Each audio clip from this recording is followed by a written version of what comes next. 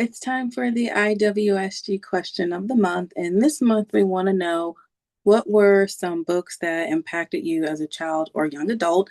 I have several, but I'm going to make a list and try to give very brief explanations of each, going from youngest to oldest, at least when I was exposed to them. So, got some little notes here. I'm gonna start probably with one of the earlier, like first reader type books, The Little Engine That Could. Something about that story when I was a kid, especially a kid with asthma, just really kind of like stuck with me. It was one of the first works of like fiction that kind of depicted what I felt I was going through in life, just kind of struggling all the time. And I just kept thinking to myself, I think I can, I think I can. And it just kind of resonated throughout the rest of my life. Next, I would say is Peter Pan.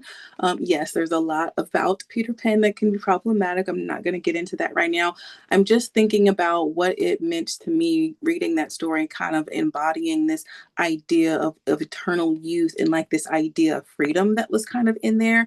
I totally wanted to be a lost boy. I used to make up my own stories about like adventures that I would go on, if I had this ability to live in this magical world and just be a kid forever.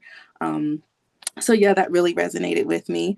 Next, I would say is Ramona and Beezus. I remember the Ramona books by Beverly Cleary being the first chapter books that I read 100% independently by myself without anyone helping me. I had been reading books a lot my whole life, but there were times where I might go to an adult and say, "How do you pronounce this?" or like, "What does this mean?" or something like that. But those books were the first that I read completely independently by myself. And again, I really kind of felt like a kinship with Ramona.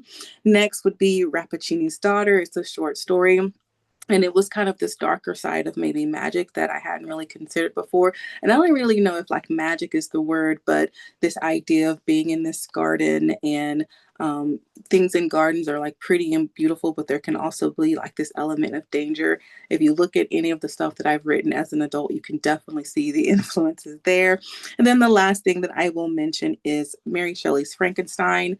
That book let me know that it was okay to kind of read things that are kind of scary and that question like your moral compass, they can actually make you more confident in your own morals. So that's the answer to my question for the IWSG question of the month.